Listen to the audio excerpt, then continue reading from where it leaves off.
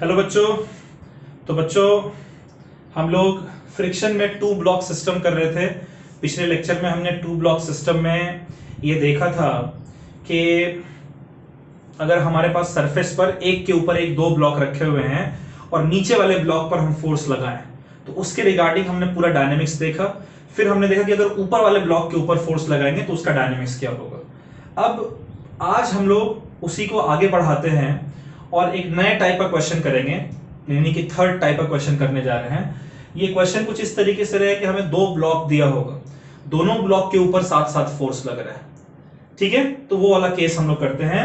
यानी कंसीडर करिए कि हमारे पास दो ब्लॉक हैं। ये क्वेश्चन देखिएगा बच्चों।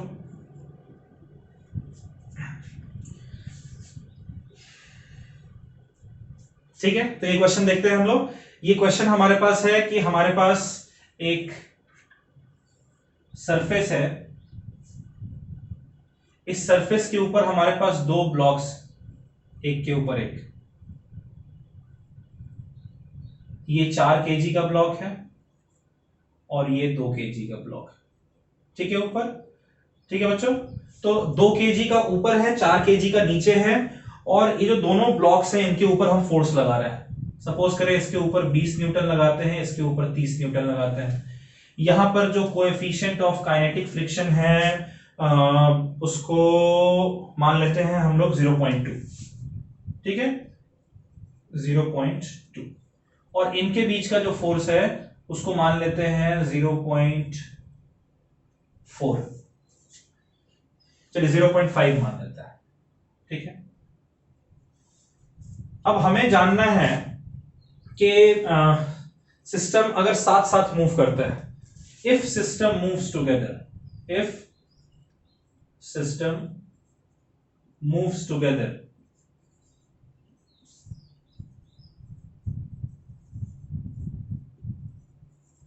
Find acceleration. जब साथ साथ मूव करें दोनों का एक्सेलरेशन सेम होगा। And friction between blocks. ठीक है, तो ये एक सवाल मैं आपको करके दिखा रहा हूं, आप जरा से समझिएगा ताकि आगे क्वेश्चंस आप कर सकें। तो क्वेश्चन कह रहा है कि हमारे पास एक सिस्टम है जिसमें दो ब्लॉक्स हैं, 2 kg 4 kg, दोनों के बीच में कोएफिशिएंट ऑफ काइनेटिक फ्रिक्शन और सरफेस और ब्लॉक के बीच में काइनेटिक कोएफिशिएंट ऑफ फ्रिक्शन आपको दिया हुआ है। दोनों ब्लॉक के ऊपर फोर्स लग रहा है। अब क्वेश्चन कह रहा है कि if the system moves together, सबसे पहला सवाल में कि if the system moves together, यानी हमें पहले जानना है कि क्या दोनों सिस्टम साथ साथ मूव कर रहे हैं या नहीं कर रहे हैं। तो दोनों सिस्टम अगर साथ साथ मूव करेंगे, हमने यही सीखा है जितने भी हमने क्वेश्चंस किए थे, चाहे नीचे वाले ब्लॉक पर फोर्स लगाएं, ऊपर वाले ब्लॉक पर फोर्स लगाएं, जितने भी क्वेश्चंस हमने किए थे उसमें हमने सीखा था कि अगर सिस्टम साथ साथ मूव करता है तो दोनों को हम इकट्ठे एक ही ब्लॉक कंसीडर करते हैं जिस ब्लॉक का मास इन दोनों मास के बराबर है।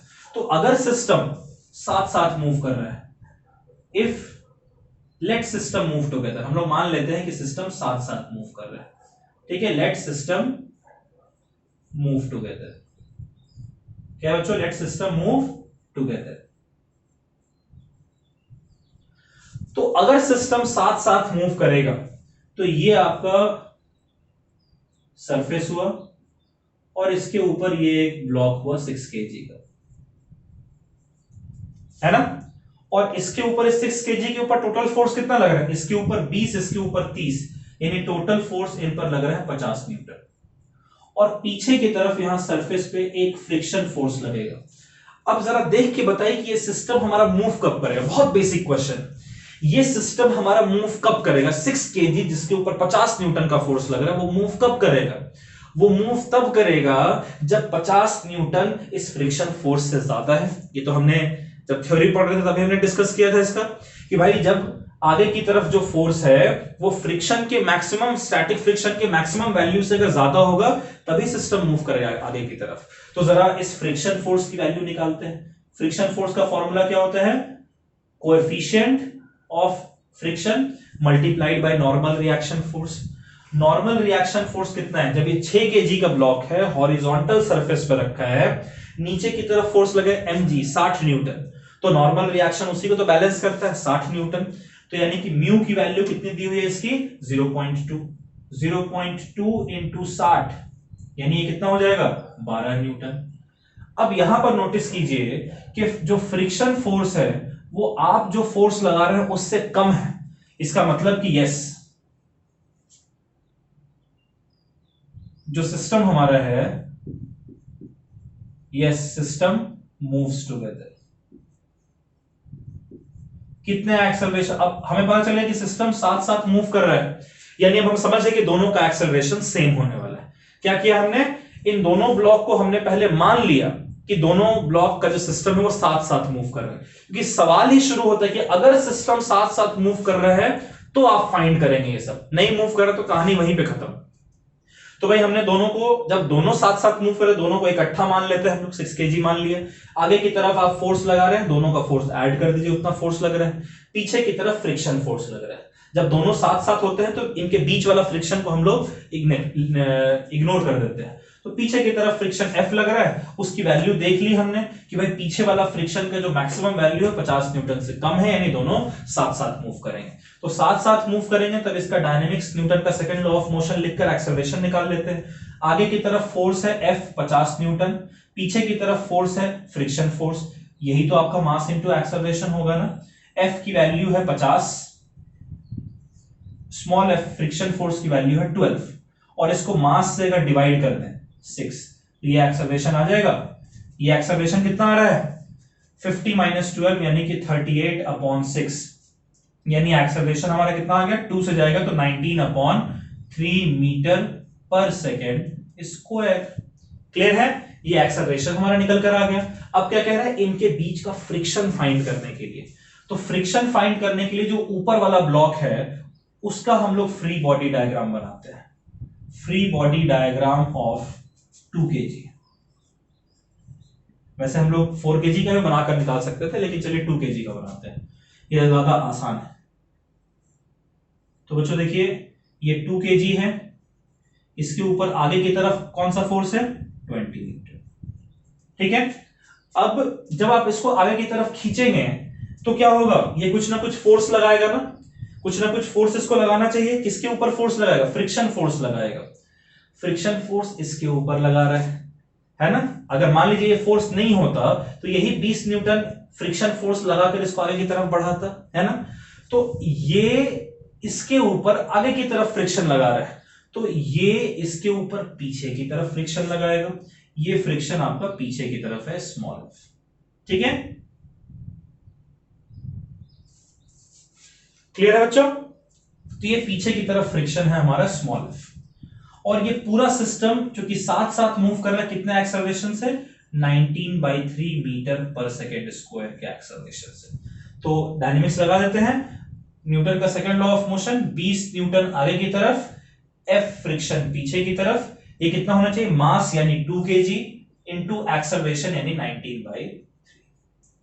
इस F को इधर ले जाइए, पॉजिटिव हो जाएगा, इस साइड 20 था, ये हमारा इधर जाएगा नेगेटिव हो जाएगा, ये हो जाएगा 38/3, यानी ये फ्रिक्शन कितना आ रहा है, अगर एलसीएम ले लें तो ये हो जाएगा 60 माइनस 38, यानी कि फ्रिक्शन फोर्स की वैल्यू हो जाएगी 22/3 न्यूटन। आ गया हमारा फ्रिक्शन। चलिए बच्चों इसको आप नोट कर लीजिए।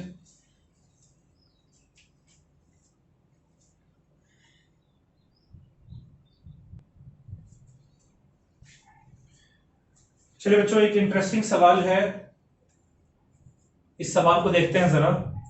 ये क्वेश्चन कह रहा है कि हमारे पास ये हमारा सरफेस है, इस सरफेस के ऊपर एक 10 kg का ब्लॉक रखा हुआ है। ठीक है, इस सरफेस के ऊपर क्या है, 10 kg का ब्लॉक रखा हुआ है, और 10 kg के ऊपर एक 5 kg का ब्लॉक रखा हुआ है। 5 kg ब्लॉक के ऊपर हम लोग 5 न्यूटन का फोर्स लगाते हैं, 10 kg ब्लॉक के ऊपर 25 न्यूटन का फोर्स लगाते हैं। ठीक है, यहां पर जो आपका कोएफिशिएंट ऑफ काइनेटिक फ्रिक्शन है वो 0.1 दे रखा है, और यहां पर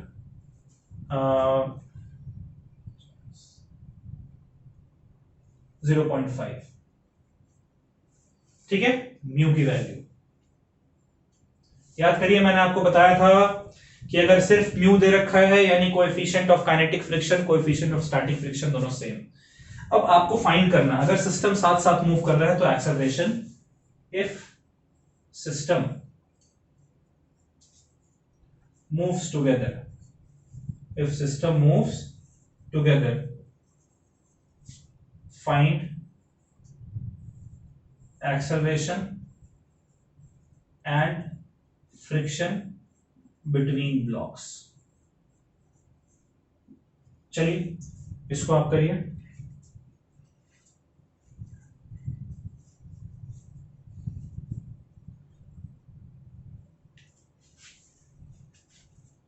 कर लिया बच्चों? चलिए मैं उम्मीद करता हूं कर लिया आपने। तो इसका सॉल्यूशन देखते हैं जरा।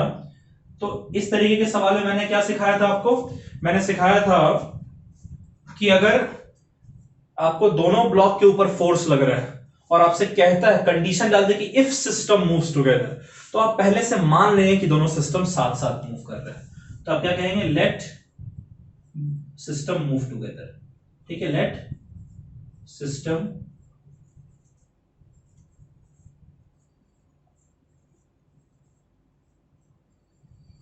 Move together.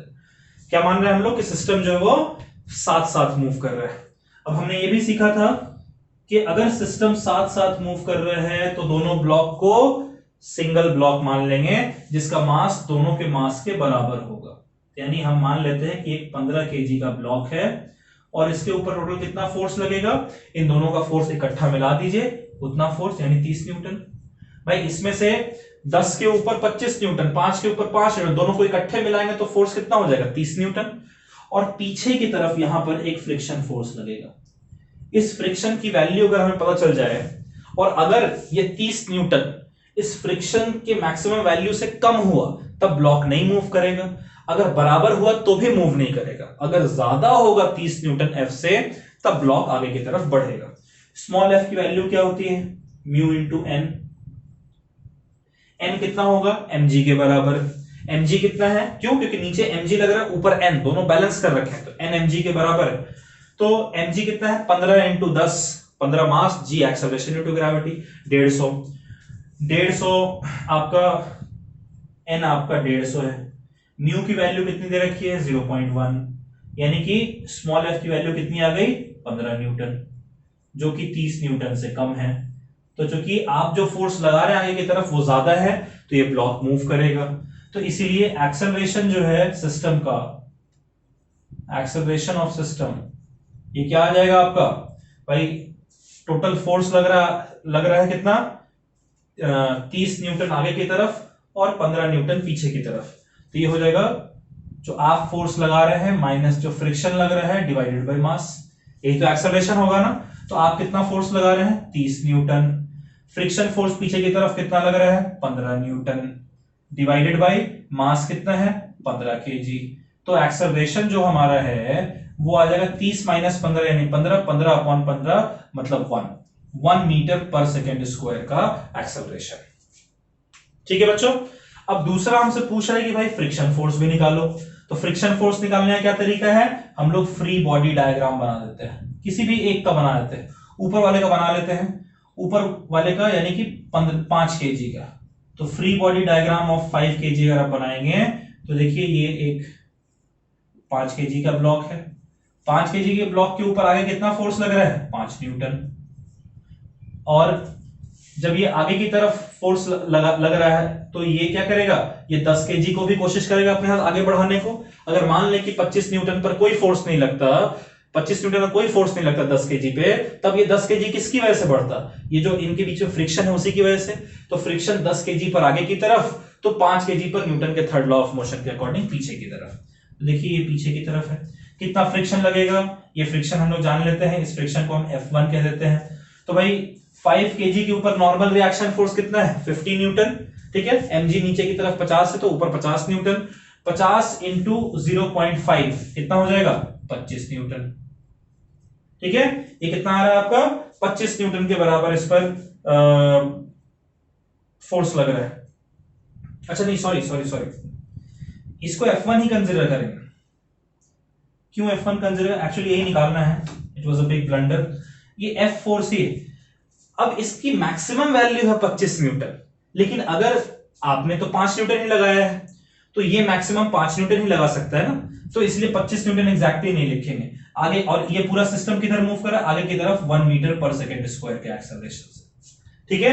तो भाई आगे की तरफ 5, पीछे की तरफ f, तो f 5 माइनस f कितना हो जाएगा, मास है 5 kg इंटू एक्सेलरेशन है 1 मीटर पर सेकेंड स्क्वायर, तो ये 5 है, f इधर आकर पॉजिटिव हो जाएगा, 5 इंटू 1 5 इधर जाकर नेगेटिव हो जाएगा, यानी फ्रिक्शन कितना हो जाएगा 0 न्यूटन। यही मैं कह रहा था कि ये इंटरेस्टिंग है कि इस सिचुएशन में दोनों ब्लॉक जब आगे बढ़ रहे हैं तो दोनों का एक्सेलरेशन पक्की बात है सेम होगा, और दोनों एक दूसरे के ऊपर कोई फ्रिक्शन फोर्स नहीं लगा रहे हैं, दोनों का एक्सेलरेशन सेम है 1 मीटर पर सेकेंड स्क्वायर, और 1 मीटर पर सेकेंड स्क्वायर इसीलिए क्योंकि उस पर 5 न्यूटन का फोर्स लग रहा है, 1 मीटर पर सेकेंड स्क्वायर इसीलिए इस पर 25 न्यूटन का फोर्स लग रहा है। अगर आप फोर्स की वैल्यू बदल देंगे, इसको 10 कर दीजिए, इसको मान लीजिए कि 25 ही रखें, और उसके बाद फिर इस सिचुएशन में करिए, तब आपका फ्रिक्शन 0 नहीं आएगा। ये हमने एक स्पेशल केस ले लिया था जब दोनों के बीच में कोई फ्रिक्शन नहीं लग रहा है, दोनों साथ साथ रजामंदी के साथ दोनों साथ साथ आगे की तरफ बढ़ रहे हैं बिना फ्रिक्शन फोर्स लगाए हुए। इसको नोट कर ले बच्चों।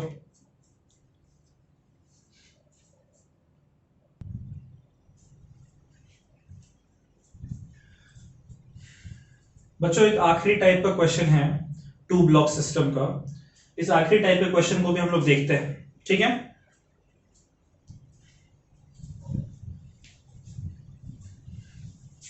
चलिए बच्चों ये क्वेश्चन करते हैं। ये क्वेश्चन है कि ये हमारा एक फिक्स्ड वॉल है।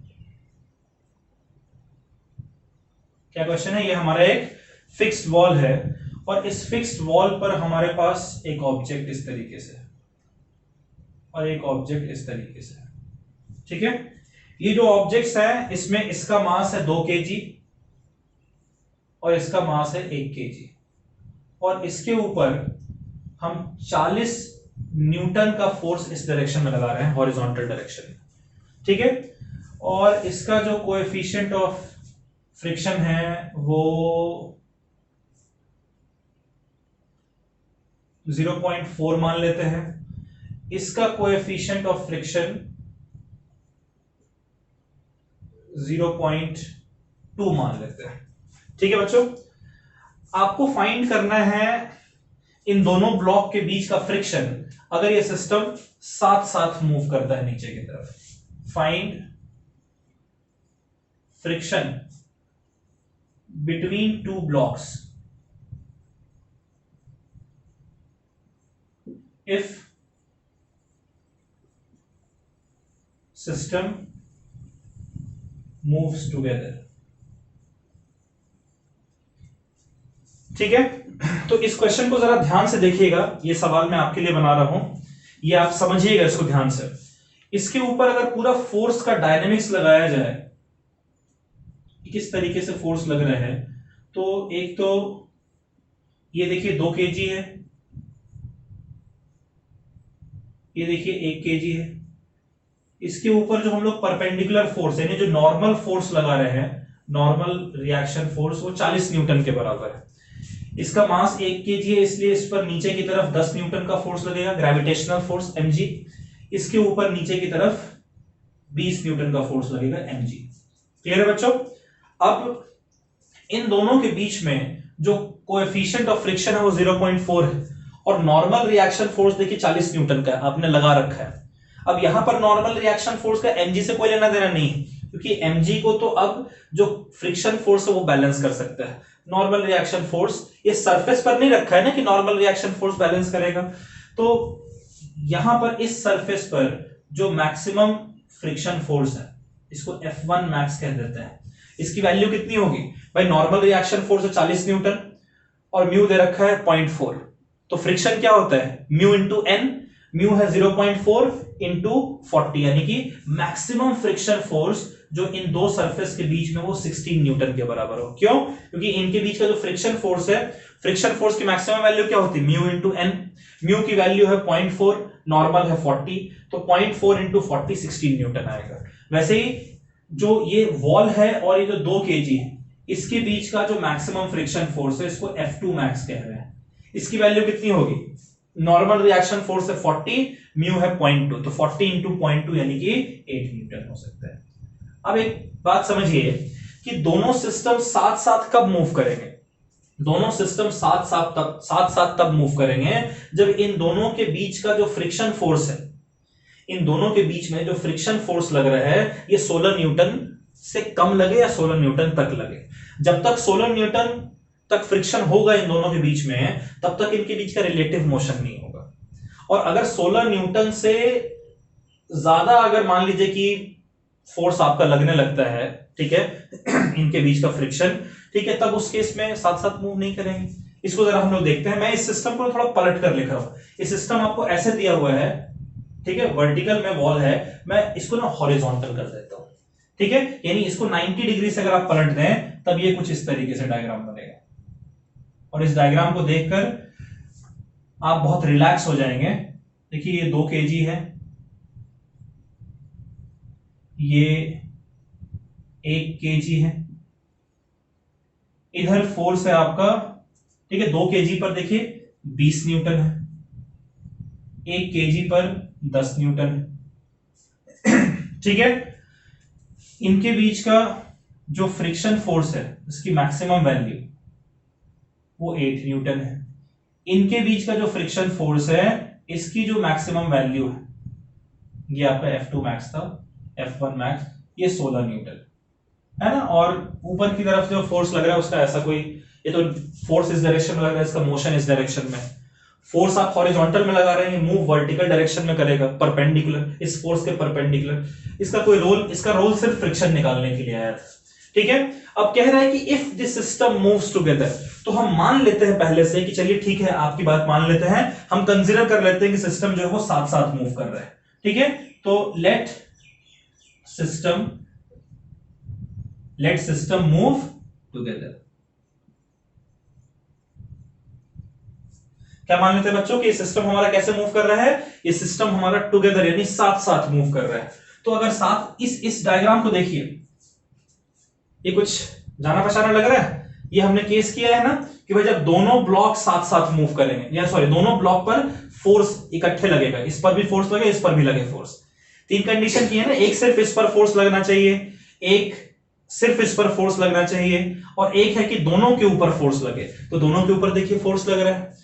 इस तरीके के क्वेश्चन में हम मान लेते थे कि सिस्टम जो है वो साथ साथ मूव कर रहा है। तो अगर सिस्टम साथ साथ मूव करेगा तब यहां पर जो इन दोनों को इकट्ठे मिलाएं तो ये 3 kg के बराबर होगा।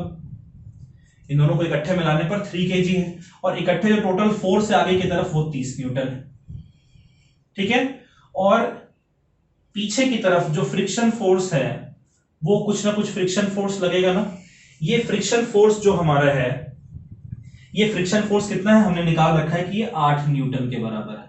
अब सबसे पहली बात हम लोग चेक करते थे कि भाई क्या ये वाला फोर्स हमारा 8 न्यूटन से ज्यादा है। तो देखिए ये वाला फोर्स ज्यादा है ना 8 न्यूटन से, तो यानी कि जो आप जो फोर्स लगा रहे हैं 30 न्यूटन का, वो जाहिर सी बात है ये स्मॉल f फोर्स जो कि 8 न्यूटन के बराबर है इससे बड़ा है। इसका मतलब कि सिस्टम मूव करेगा, सिस्टम मूव करेगा तो एक्सेलरेशन निकाल लेते हैं। एक्सेलरेशन क्या होगा? Capital F minus small f upon m। Net force ये है ना, आगे की तरफ कैपिटल F, पीछे की तरफ small f divided by mass. तो ये आपका हो गया 30 माइनस 8 अपॉन 3, यानी एक्सेलरेशन जो है बच्चों को कितना आ रहा है? 22 अपॉन 3 मीटर पर सेकेंड स्क्वायर। कैसे पता चला कि ये सिस्टम मूव करेगा इस डायरेक्शन में या नहीं?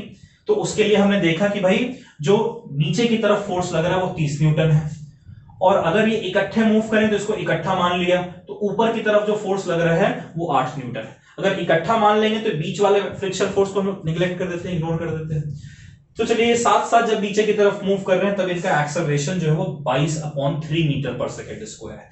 इस दौरान इन दो सरफेस के बीच में जो एक्सेलरेशन है वो कितना होगा ये हम लोग जरा निकाल लेते हैं। ठीक है बच्चों, तो इसको निकालने के लिए क्या करना पड़ेगा? जो 1 kg का ब्लॉक है इसका फ्री बॉडी डायग्राम बनाते हैं। यही करते थे हम लोग, free body diagram of 1 kg। ठीक है, तो 1 kg ब्लॉक जो है ये आपका इस तरीके से 1 kg आ गया। इस 1 kg पर आगे की तरफ फोर्स है 10 न्यूटन, पीछे की तरफ फोर्स है फ्रिक्शन फोर्स F। इस फ्रिक्शन की मैक्सिमम वैल्यू कितनी हो सकती है? 16 न्यूटन। यानी अगर हम सॉल्व करते हैं और फ्रिक्शन की वैल्यू 16 से ज्यादा आपको मिलती है, ठीक है, जो फ्रिक्शन फोर्स है इसकी वैल्यू आपको 16 से ज्यादा मिलती है या कम मिलती है, तो उस केस में चेक करेंगे क्या होगा। ठीक है, तो और ये पूरा सिस्टम आपका आगे की तरफ मूव कर रहा है, कितने एक्सेलरेशन से? 22/3 मीटर पर सेकेंड स्क्वायर। ठीक है, तो आगे की तरफ है 10, पीछे की तरफ है F। ये कितना होना चाहिए? मास इंटू एक्सेलरेशन, मास है 1 kg इंटू एक्सेलरेशन है 22/3। तो F हमारा कितना आ जाएगा? ये हमारा हो जाएगा 10 माइनस 22/3, यानी कि फ्रिक्शन आपका आ गया, अगर आप एलसीएम ले लें तो ये हो जाएगा 30 माइनस 22, यानी कि फ्रिक्शन आ गया 8/3 न्यूटन। अब देखिए फ्रिक्शन की वैल्यू आपकी 8/3 यानी कि 2.67 न्यूटन। ये जो फ्रिक्शन है ये 16 न्यूटन से कम है ना। ठीक है, यानी कि समझिए कि ये ब्लॉक और ये ब्लॉक एक दूसरे के ऊपर 2.67 न्यूटन का ही फ्रिक्शन लगा रहे हैं, जबकि मैक्सिमम फ्रिक्शन कितना पॉसिबल था इनके बीच में? 16 न्यूटन। तो अगर 16 न्यूटन से कम फ्रिक्शन लगाएंगे ये, तो जाहिर सी बात है एक दूसरे के साथ मूव करेंगे। अगर 16 न्यूटन से ज्यादा फ्रिक्शन होता तो वो तो पॉसिबल है ही नहीं। मतलब कि ये 2.67 न्यूटन के फ्रिक्शन की रिक्वायरमेंट है कि दोनों ब्लॉक साथ साथ मूव करें। तो भाई मैक्सिमम तो ये 16 न्यूटन लगा सकता है, तो यहां पर 2.67 न्यूटन तो लगा ही सकता है, उससे कम है। हाँ, लेकिन अगर मान लीजिए यहां 20 न्यूटन आया था, तो ये तो मैक्सिमम 16 न्यूटन ही लगा सकता है ना, लेकिन इनको साथ साथ मूव करने के लिए फिर 20 न्यूटन की जरूरत पड़ती। क्या 20 न्यूटन लग सकता था? नहीं लग सकता था ना। तो उस केस में दोनों ब्लॉक साथ साथ मूव नहीं करते। लेकिन चूंकि 16 न्यूटन से कम फ्रिक्शन की ही जरूरत है इन दोनों ब्लॉक के बीच में, तो ये दोनों ब्लॉक साथ साथ मूव करेंगे। ठीक है बच्चों, चलिए इसको नोट कर लीजिए आप लोग।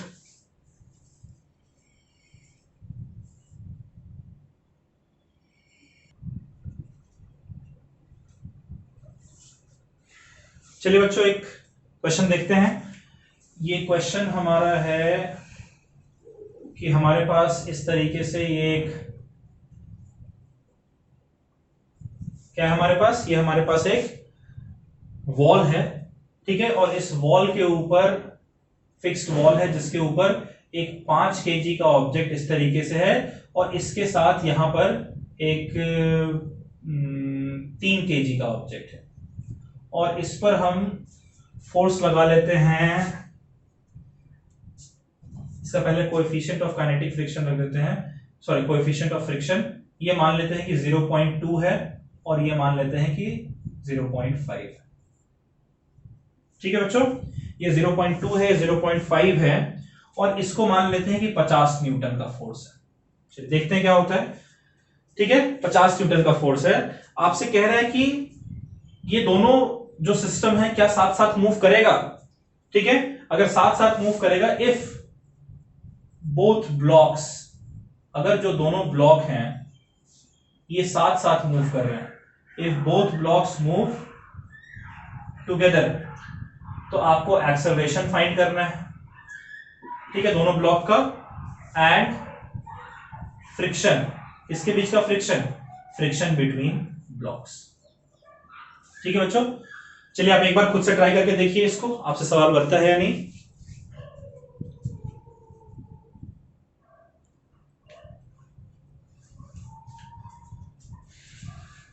कर लिया बच्चों इसको ट्राई। चलिए सबसे पहले तो इस पर जितने भी फोर्सेस हैं उन सारे फोर्सेस की बात हम लोग कर लेते हैं, पूरा डायनेमिक्स हम इसका लिख लेते हैं। तो ये हमारा एक 5 kg का ब्लॉक है, ये हमारा एक 5 kg का ब्लॉक है, और ये हमारा एक 3 kg का ब्लॉक है। ठीक है बच्चों, इस पर हॉरिजॉन्टल डायरेक्शन में 50 न्यूटन का फोर्स लग रहा है, नीचे की तरफ mg यानी कि 30 न्यूटन का फोर्स लगेगा, इस पर नीचे की तरफ mg यानी कि 50 न्यूटन का फोर्स लगेगा। ठीक है, इसका जो मैक्सिमम फ्रिक्शन लग सकता है ये कितना होगा? देखिए 50, इसके परपेंडिकुलर 50 न्यूटन का फोर्स लग रहा है ना। इनके बीच का रिलेटिव मोशन इस तरीके से होगा वर्टिकल डायरेक्शन में, तो उसके परपेंडिकुलर हॉरिजॉन्टल डायरेक्शन में 50 न्यूटन का जो फोर्स है वो इनके लिए नॉर्मल फोर्स है, नॉर्मल रिएक्शन फोर्स।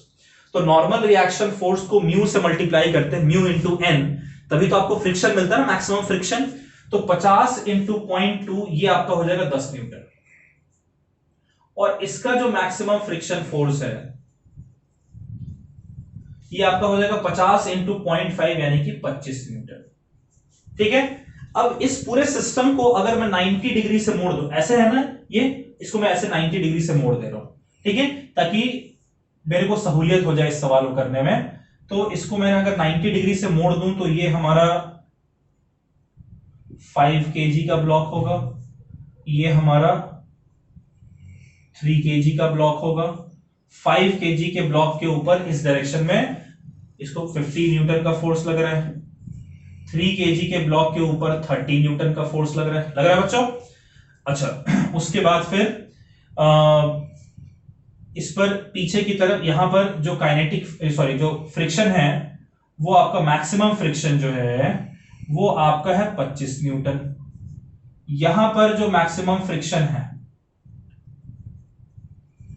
वो आपका है 10 न्यूटन के बराबर। क्लियर है बात? अब कह रहे हैं if the blocks move together, ये सिस्टम क्या हो गया, जो दोनों ब्लॉक के ऊपर फोर्स लगता था उसकी तरह हो गया ना ये सिस्टम। ठीक है, इसको हमने इस तरीके से रिड्यूस कर दिया, ये हम पढ़ चुके हैं, इस पे हमने सवाल किए हैं, इस पे हमें पता चला है किस तरीके से करना है। जब दोनों पर फोर्स लगता है तो तरीका क्या होता है, हम मान लेते हैं कि दोनों ब्लॉक जो है वो साथ साथ मूव कर रहे हैं। तो मान लेते हैं let both blocks move together. ठीक है, दोनों ब्लॉक साथ साथ मूव कर रहे हैं, तो अगर दोनों ब्लॉक साथ साथ मूव करेंगे तो ये आपका इकट्ठे मिलके 5 और 3 8 kg का सिस्टम बन जाएगा, जिस पर आगे की तरफ कितना लग रहा है 30 और 50 80 न्यूटन का फोर्स, और पीछे की तरफ कितना फोर्स लग रहा है, पीछे की तरफ 25 न्यूटन का फोर्स लग रहा है ना। अब पहले हम लोग चेक करते हैं कि क्या जो हम फोर्स लगा रहे हैं 80 न्यूटन वो इस फ्रिक्शन फोर्स से ज्यादा है या नहीं। तो हमारा फोर्स तो ज्यादा है ना, इसलिए दोनों ब्लॉक आगे की तरफ मूव करेंगे। तो आगे की तरफ मूव करेंगे तब इनका एक्सेलरेशन क्या हो जाएगा जो हम फोर्स लगा रहे हैं माइनस जो फ्रिक्शन फोर्स लग रहा है डिवाइडेड बाय इनका कंबाइंड मास। हम कितना फोर्स लगा रहे हैं 80 न्यूटन का, फ्रिक्शन की वजह से पीछे कितना फोर्स लग रहा है 25 न्यूटन का, डिवाइडेड बाय मास, मास कितना है हमारा 8 kg। तो यहां से एक्सेलरेशन हमारा हो जाएगा 80 माइनस 25 यानी कि 80 माइनस 25 ये हमारा हो गया 55। ठीक है बच्चों, अपॉन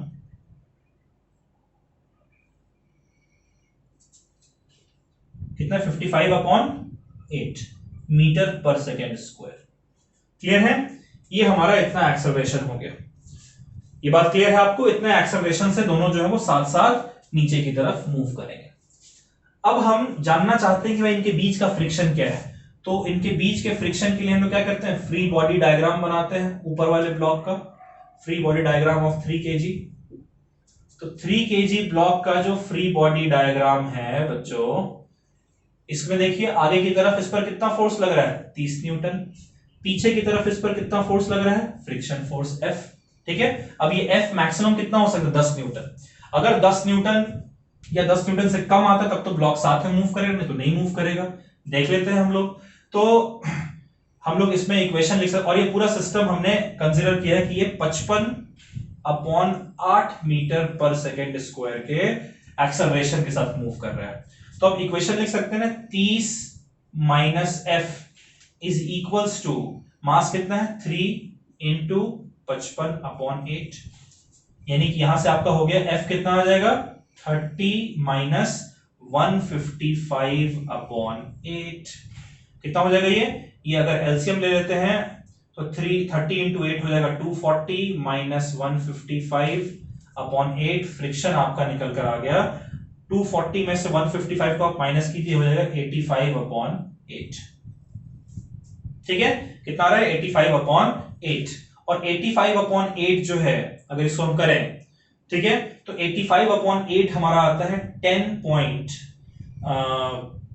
10.6 न्यूटन। तो फ्रिक्शन जिसकी वैल्यू 10.6 न्यूटन है, ये ज्यादा है as compared to F max. जो मैक्सिमम फ्रिक्शन लग सकता है उससे ज्यादा फ्रिक्शन की जरूरत है ताकि ये दोनों ब्लॉक जो है वो साथ साथ मूव कर सके। तो क्या ये दोनों ब्लॉक साथ साथ मूव करेंगे? आप लिखेंगे no, no they will not move together. ठीक है, क्यों साथ साथ नहीं मूव कर रहे हैं? क्योंकि इन दोनों सरफेस के बीच का मैक्सिमम फ्रिक्शन 10 न्यूटन है। अगर 10 न्यूटन तक फ्रिक्शन होगा तब ये दोनों एक दूसरे के रिलेटिव मोशन को बैलेंस कर लेंगे, रिलेटिव मोशन नहीं होगा। लेकिन इस कंडीशन के लिए रिलेटिव मोशन ना हो, इसके लिए हमें 10.6 न्यूटन फोर्स की रिक्वायरमेंट पड़ रही है, लेकिन इनकी औकात तो 10 न्यूटन की है, तो ये 0.6 न्यूटन कहीं बाहर से तो नहीं ला सकते हैं, है ना। तो इसलिए क्या होगा, अगर ज्यादा फोर्स की रिक्वायरमेंट होगी तो ये दोनों एक दूसरे के ऊपर मतलब साइड वाइज स्लिप कर जाएंगे। आप इसी सवाल को 3 kg की जगह 2 kg लेकर देखिएगा। आप 2 kg अगर लेकर देखेंगे तो पक्की बात है कि आपको फ्रिक्शन की वैल्यू मिल जाएगी। ठीक है, 2 kg अगर आप लेंगे बच्चों तो सब कुछ तो आपका यहां पर 2 kg लेने पर ये टोटल आपका 7 हो जाएगा, है ना। तो ये 7 हो जाएगा, ये सिस्टम आप 7 लेंगे तो ये 70 न्यूटन होगा। तो आपका आंसर जो है वो डिफरेंट आएगा। आप खुद से ट्राई करके देखिएगा। एक बार इसको 2 kg लीजिएगा, इसको 5 kg लीजिएगा, फिर एक बार इसको 1 kg लीजिएगा, इसको 3 kg लीजिएगा, और इस तरीके से क्वेश्चन करके आप खुद से ट्राई करिएगा और चेक करिएगा कि किसमें फ्रिक्शन मतलब ब्लॉक साथ साथ मूव कर रहा है, किसमें ब्लॉक साथ साथ मूव नहीं कर रहा है। ठीक है बच्चों, इसको नोट कर लीजिए।